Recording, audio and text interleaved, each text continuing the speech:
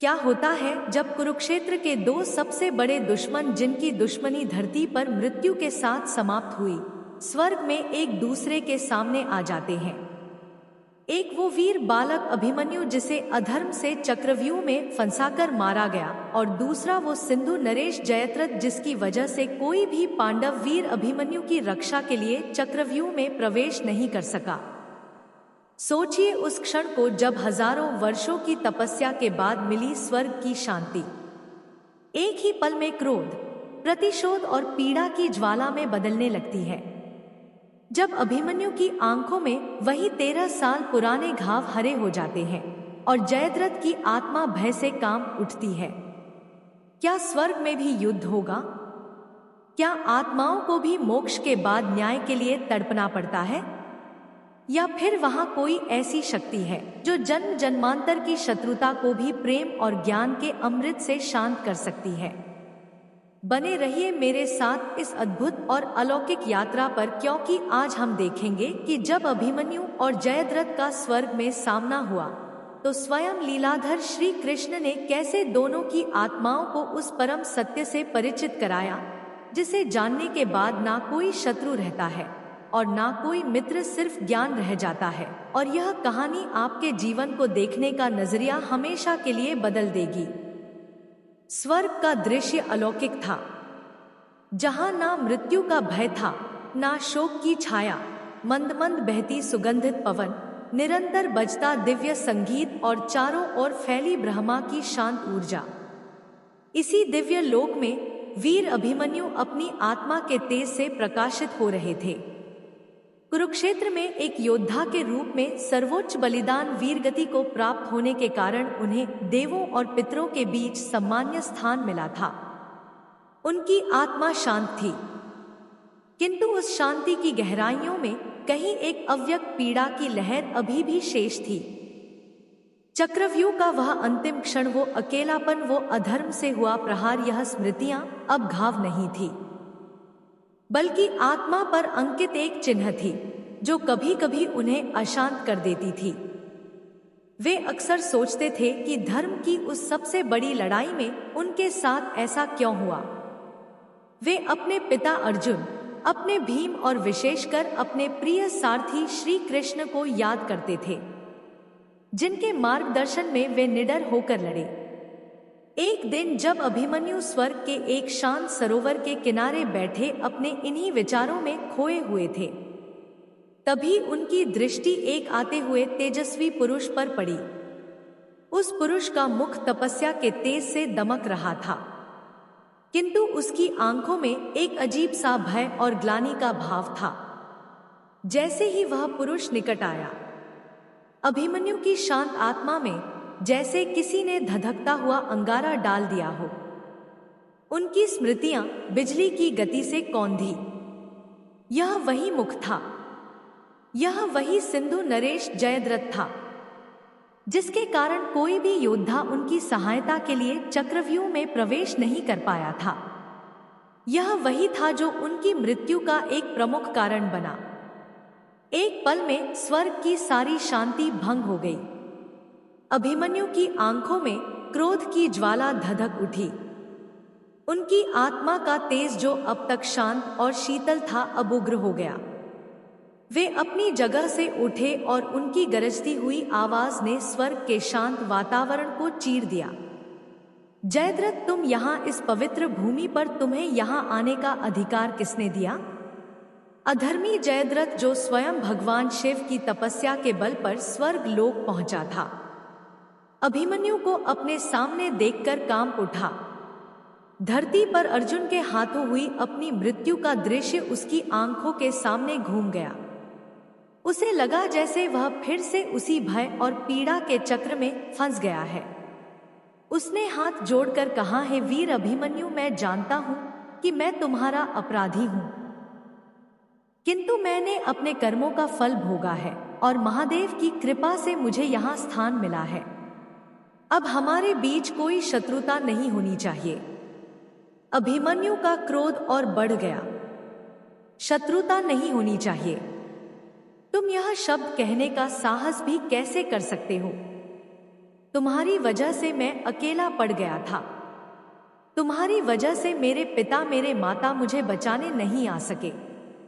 मैंने तुम्हें असहाय नहीं मारा था, मैंने तुम्हें निहत्था नहीं मारा था, लेकिन तुम सब ने मिलकर एक अकेले बालक को घेर कर मारा। वो अधर्म आज भी मेरी आत्मा में एक शूल की तरह छुपता है और तुम शांति की बात करते हो। दोनों की आत्माओं से निकलती क्रोध और भय की तरंगों ने आसपास के वातावरण को भारी कर दिया। देवगण और अन्य पुण्य आत्माएं चिंतित होकर यह दृश्य देखने लगी। उन्हें लगा कि कहीं धरती का युद्ध स्वर्ग में भी ना आरंभ हो जाए। अगर आपने भी कभी जीवन में किसी के प्रति ऐसा क्रोध या अन्याय महसूस किया है जिसे आप भुला नहीं पा रहे हैं, तो इस वीडियो को एक लाइक जरूर करें और कमेंट में बताएं कि आप इस भावना से कैसे निपटते हैं। आपकी कहानी दूसरों को भी राह दिखा सकती है। ठीक उसी पल जब अभिमन्यु का क्रोध अपनी चरम सीमा पर था और जयद्रथ भय से जड़ हो चुका था, वहां एक दिव्य प्रकाश फैल गया।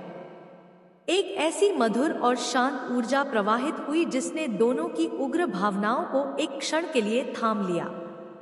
उस प्रकाश के केंद्र में अपने मोर पंख मुकुट, अपनी मनमोहक मुस्कान और अपनी विश्व मोहिनी आंखों के साथ स्वयं द्वारकाधीश श्री कृष्ण प्रकट हुए। उन्हें देखते ही अभिमन्यु की आंखों से क्रोध के साथ साथ प्रेम और पीड़ा के आंसू भी बह निकले। वे दौड़कर उनके चरणों में गिर पड़े। माधव, आप यहाँ देखिए ना, यह अधर्मी यहाँ स्वर्ग में भी मेरे सामने खड़ा है। मुझे न्याय चाहिए। केशव, मुझे मेरे प्रश्नों का उत्तर चाहिए। श्री कृष्ण ने धीरे से अभिमन्यु को उठाया, उनके सिर पर हाथ फेरा और अपनी अमृतमयी वाणी में बोले, शांत हो जाओ पार्थ पुत्र, शांत हो जाओ। तुम्हारे हर प्रश्न का उत्तर मिलेगा और तुम्हें न्याय भी मिलेगा, किंतु तुम्हारा न्याय प्रतिशोध में नहीं परम ज्ञान में छिपा है। फिर वे जयद्रथ की ओर मुड़े जो अभी भी भय और अपराध बोध से सिर झुकाए खड़ा था। श्री कृष्ण ने कहा, हे सिंधु नरेश, भयभीत मत हो। तुम भी अपने कर्मों की एक लंबी यात्रा करके यहां तक पहुंचे हो। सिर उठाओ और सत्य का सामना करने के लिए तैयार हो जाओ, क्योंकि आज तुम दोनों को उस लीला को समझना होगा जिसके तुम दोनों ही महत्वपूर्ण पात्र थे। श्री कृष्ण दोनों को अपने साथ लेकर एक दिव्य स्फटिक आसन पर बैठे।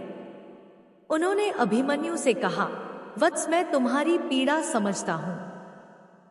एक योद्धा के रूप में तुम्हारे साथ जो हुआ वो धर्म के विरुद्ध था और उस अधर्म का दंड उन सभी को धरती पर ही मिल गया। किंतु अब तुम शरीर नहीं आत्मा हो और आत्मा के लिए न्याय के नियम भिन्न होते हैं। मुझे बताओ, तुम स्वयं को क्या मानते हो? अर्जुन का पुत्र, एक योद्धा या एक आत्मा? अभिमन्यु ने उत्तर दिया, मैं यह सब कुछ हूं। माधव, श्री कृष्ण मुस्कुराए, नहीं पुत्र, तुम यह सब कुछ थे। यह तुम्हारी भूमिकाएं थी जो तुमने उस जीवन नाटक में निभाई। जैसे कोई अभिनेता मंच पर कभी राजा बनता है तो कभी सेवक, वैसे ही आत्मा इस संसार रूपी मंच पर अलग अलग शरीर धारण कर अपनी भूमिका निभाती है। तुम एक शाश्वत, अविनाशी और पवित्र आत्मा हो जिसका ना जन्म होता है ना मृत्यु। उन्होंने आगे कहा, तुम्हारा वो जीवन, तुम्हारी वो वीरता, तुम्हारी वो मृत्यु, सब कुछ पूर्व निश्चित था। तुम एक विशेष उद्देश्य के लिए ही जन्मे थे। तुम्हारा बलिदान उस महायुद्ध की सबसे बड़ी आहुति थी जिसने धर्म की स्थापना के लिए पूरे आर्यावर्त को झकझोर दिया। तुम्हारे शौर्य ने पांडव पक्ष में वो आग जलाई जो अधर्म के साम्राज्य को भस्म करने के लिए आवश्यक थी। यदि तुम चक्रव्यूह भेद कर जीवित लौट आते तो शायद युद्ध का परिणाम कुछ और होता। कौरवों का अहंकार शायद कभी ना टूटता। तुम्हारा बलिदान व्यर्थ नहीं गया। पुत्र, तुमने धर्म की स्थापना के लिए एक शहीद का दर्जा पाया है जो बड़े बड़े योगियों को भी दुर्लभ है। यह सुनकर अभिमन्यु की आत्मा को कुछ शांति मिली, किंतु उसने फिर प्रश्न किया, किंतु माधव, इसमें जयद्रथ का क्या दोष था या मेरा क्या दोष था? हम क्यों इस पूर्व निश्चित खेल के मोहरे बने? श्री कृष्ण ने अब जयद्रथ की ओर देखा और कहा, जयद्रथ, तुम बताओ, तुमने पांडवों को क्यों रोका था? क्या तुम अभिमन्यु से कोई व्यक्तिगत शत्रुता रखते थे? जयद्रथ ने कांपते हुए कहा, नहीं प्रभु, मैं तो उन्हें जानता भी नहीं था। मैंने तो केवल अपने मित्र दुर्योधन को दिया हुआ वचन निभाया था और पांडवों द्वारा किए गए मेरे अपमान का प्रतिशोध लिया था। मुझे ज्ञात नहीं था कि इसका परिणाम इतना भयानक होगा। श्री कृष्ण ने कहा, यही तो कर्म का चक्र है। जयद्रथ, तुमने अपने अपमान का प्रतिशोध लेने के अहंकार में एक निर्दोष बालक की मृत्यु में सहायता की। वो तुम्हारा कर्म था और उस कर्म के फल के रूप में तुम्हें अर्जुन के हाथों मृत्यु मिली और उस मृत्यु के भय ने तुम्हें महादेव की शरण में जाने को विवश किया। तुम्हारी उस तपस्या ने तुम्हारे पापों को धोया और तुम्हें यहां तक पहुंचाया। देखो इस चक्र को, तुम्हारा कर्म, उसका फल और फिर उस फल से उत्पन्न नया कर्म कोई भी करता नहीं है। सब अपने अपने कर्मों और गुणों के अधीन होकर कार्य करते हैं। अगर आपको श्री कृष्ण की यह बातें गहरी और ज्ञानवर्धक लग रही है तो हमारे चैनल को सब्सक्राइब करना ना भूलें, ताकि ऐसी आध्यात्मिक कहानियां आप तक सबसे पहले पहुंचे, क्योंकि ज्ञान का प्रकाश ही जीवन के अंधेरे को मिटा सकता है। श्री कृष्ण ने फिर अभिमन्यु की ओर देखकर कहा, पुत्र जयद्रथ, तुम्हारी मृत्यु का कारण नहीं, निमित्त मात्र था। जैसे अर्जुन जयद्रथ की मृत्यु का निमित्त बना। असल में तुम दोनों एक दूसरे के कर्मों को गति देने के लिए ही जन्मे थे। जयद्रथ के कर्म ने तुम्हें वीर गति दिलाई और तुम्हारे कर्म ने जयद्रथ को मृत्यु और फिर तपस्या का मार्ग दिखाया। तुम दोनों एक दूसरे के शत्रु नहीं, बल्कि एक दूसरे के उद्धारक हो। इस विराट ब्रह्मांडीय नाटक में कोई किसी का शत्रु नहीं होता। सब अपनी अपनी भूमिका निभाकर आत्मा की यात्रा को आगे बढ़ा रहे हैं। क्रोध और प्रतिशोध शरीर के बंधन है जो आत्मा को आगे नहीं बढ़ने देते। जब तुम जयद्रथ को अपने शत्रु के रूप में देखते हो तो तुम स्वयं को एक शरीर और अपनी उस छोटी सी भूमिका में बांध लेते हो। लेकिन जब तुम उसे एक और आत्मा के रूप में देखोगे जो अपने कर्मों के चक्र में फंसी हुई थी, तब तुम मुक्त हो जाओगे। तुम्हारी आत्मा को वास्तविक शांति तभी मिलेगी जब तुम उसे क्षमा कर दोगे। इसलिए नहीं कि वह क्षमा के योग्य है, बल्कि इसलिए क्योंकि तुम शांति के योग्य हो। श्री कृष्ण के इन शब्दों ने जैसे दोनों हाथ मांव पर अमृत वर्षा कर दी।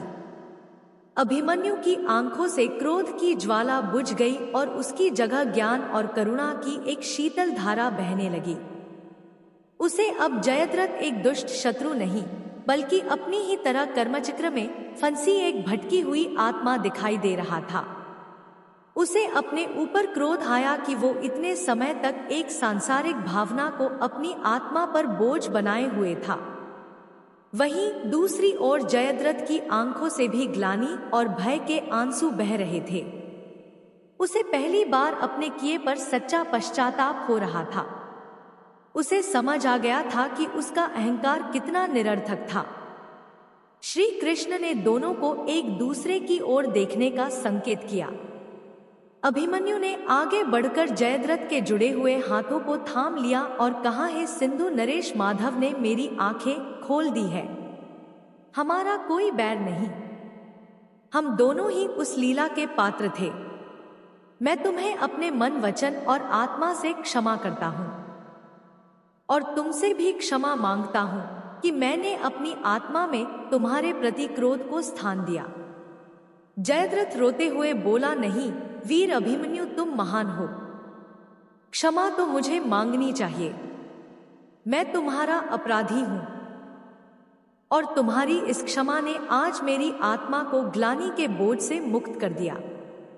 उस क्षण जैसे ही दोनों आत्माओं ने एक दूसरे को क्षमा किया, स्वर्ग का वातावरण और भी दिव्य और प्रकाशमान हो गया। दोनों की आत्माओं से क्रोध और भय के अंतिम चिन्ह भी मिट गए और वे शुद्ध तेज के रूप में चमकने लगी। उन्होंने एक साथ श्री कृष्ण को प्रणाम किया, जिनकी लीला ने न केवल धरती पर धर्म की स्थापना की, बल्कि स्वर्ग में भी दो विरोधी आत्माओं को मोक्ष का मार्ग दिखा दिया। यह कहानी हमें सिखाती है कि जीवन में हमें जो भी अन्याय, पीड़ा या शत्रुता मिलती है, वह एक बड़े ब्रह्मांडीय विधान का हिस्सा हो सकती है। प्रतिशोध और क्रोध हमें उसी चक्र में फंसाए रखते हैं, जबकि क्षमा और ज्ञान हमें उस चक्र से मुक्त कर देते हैं। सच्ची शांति दूसरों को बदलने में नहीं, बल्कि अपने दृष्टिकोण को बदलने में है। जब हम यह समझ जाते हैं कि हर कोई अपनी कर्म यात्रा पर है, तो शत्रुता का भाव स्वतः ही समाप्त हो जाता है। आत्मा के स्तर पर हम सब एक ही परम चेतना का हिस्सा है।